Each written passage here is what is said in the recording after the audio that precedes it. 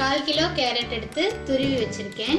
நல்லா சின்னதாக இருக்க அந்த மாதிரி ஹோல் இருக்கும் பாருங்கள், அதில் துருவி இருக்கேன். ரொம்ப தடித்தடியாக இல்லை, ரொம்ப நைஸாக துருவி வச்சுருக்கேன்.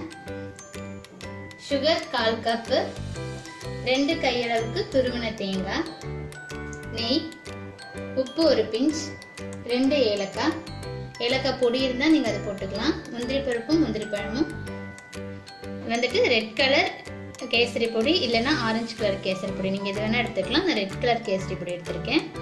அடுத்து 3 ஸ்பூன் அளவுக்கு மில்க் மேட் எடுத்திருக்கேன். முதல்ல நம்ம பேன் வச்சுக்கலாம். ஒரு நான்ஸ்டிக் பேன் வச்சுக்கோங்க. நான்ஸ்டிக் பேன் வச்சு நம்ம முதல்ல நெய் ஊற்றிக்கலாம்.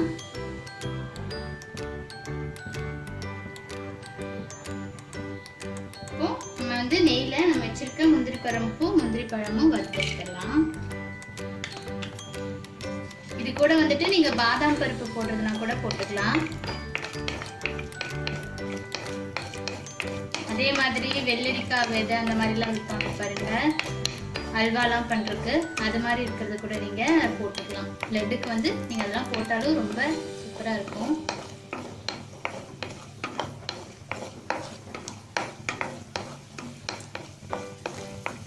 இப்போ இதை நம்ம தனியா எடுத்துடலாம்.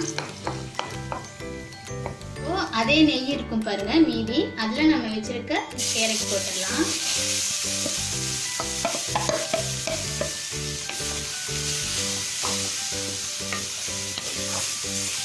கேரட் வந்துட்டு வேகணும், சிம்லேயே வச்சு வேக வச்சுக்கோங்க. ரொம்ப அடி பிடிச்சிடக்கூடாது, நம்ம கையா வச்சா அடி பிடிச்சிடும்.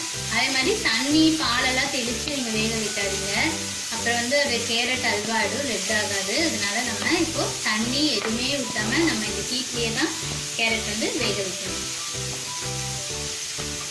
அடைச்சு வச்சு ஒரு 10 நிமிஷம் பொறுமையா வேக வைங்க. சிம்ல வச்சு இப்போ நான் அடைச்சு வச்சிருவேன்.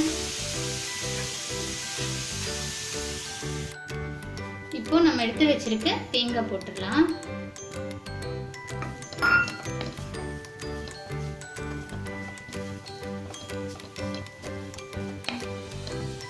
இது வந்து கொஞ்சம் வேகணும்.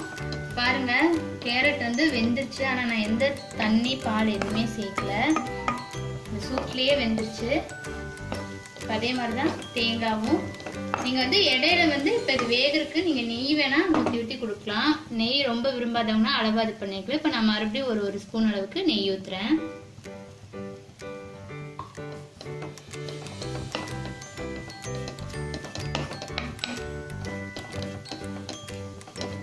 மறுபடியும் ஒரு 5 to 10 minutes அடைச்சு வச்சிடலாம். இப்போ நம்ம வச்சிருக்க சர்க்கரை போட்டுடலாம். நீங்க வந்து மில்க் மேட் யூஸ் பண்ணல அப்படின்னா சர்க்கரை இன்னும் ஜாஸ்தியா போட்டுக்கலாம். நான் மில்க் மேட் யூஸ் பண்றதுனால சுகர் வந்து கொஞ்சம் கம்மியா எடுத்திருக்கேன். ஏன்னா அதுவும் சுகர் ஆகி சர்க்கரை நம்ம ஜாஸ்தி போட்டா ரொம்ப இனிப்பு திகட்டுற மாதிரி ஆயிடும். அதனால நான் வந்து சுகரும் கம்மியா மில்க் மேட் எடுத்திருக்கேன்.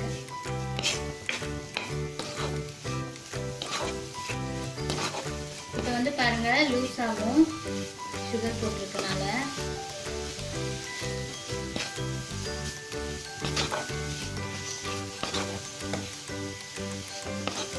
இப்போ இதுல வந்து ஈரப்பதம் வருது பாருங்க, இதையும் வந்து நம்ம ஒரு 5 minutes அடைச்சு வைக்கலாம். அந்த சுகரோட ஈரத்துலையும் வந்து வேகும்.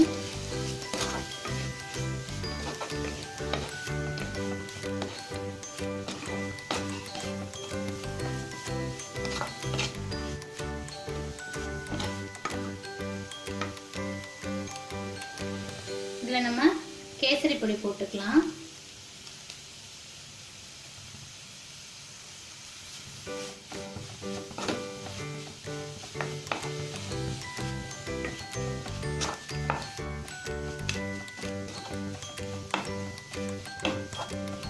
சுகர் போட்டு ஒரு 5 minutes அடைச்சு வச்சாச்சு.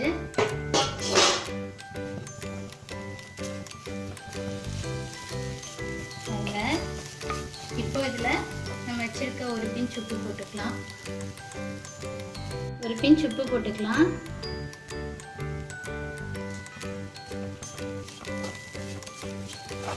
அடுத்தது நம்ம வச்சிருக்க ஏலக்காய் போட்டுக்கலாம். ஏலக்காய் பொடி போட்டிங்கனாலும் பரவாயில்ல. வந்து நல்லா சிம்லே வச்சுக்கோங்க. இப்போ நம்ம லாஸ்ட்டாக நம்ம வச்சுருக்க மில்க் மேட் போட்டுக்கலாம். மில்க் மேட் வச்சு போடும் பொழுது நீங்கள் உருண்டை பிடிக்கும் பொழுது உண்மையாலுமே ரொம்ப சாஃப்டாக இருக்கும்.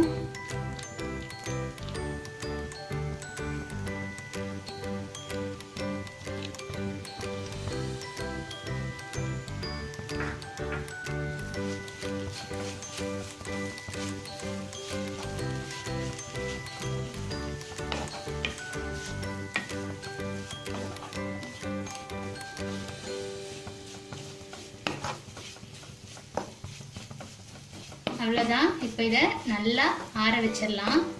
அடுப்பு ஆஃப் பண்ணிவிட்டு நல்லா ஆறுனதுக்கப்புறமா நம்ம உருண்டை பிடிக்கலாம். அதுக்கு முந்தைய நம்ம வச்சுருக்க முந்திரி பருப்பில் நீங்கள் எவ்வளோ லட்டு வேணுமோ அதுக்கு தகுந்த மாதிரி முந்திரி பருப்பு மட்டும் எடுத்து வச்சுருங்க.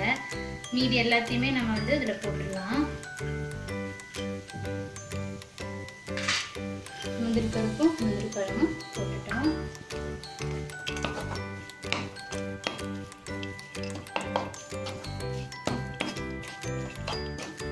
நல்லா ஆற வச்சுட்டு நம்ம லட்டு பிடிச்சிடலாம்.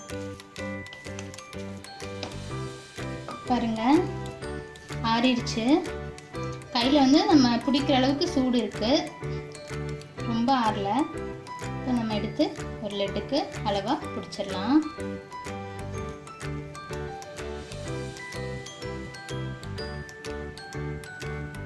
கொஞ்சம் பெருசாக வேணும்னா நீங்கள் பெருசாக போட்டுக்கலாம்.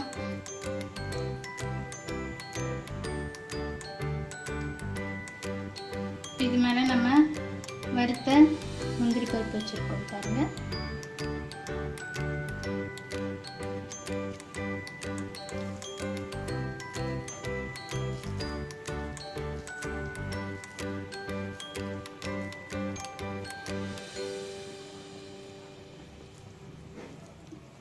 இதே மாதிரி நம்ம எல்லா லட்டும் பிடிச்சிடலாம்.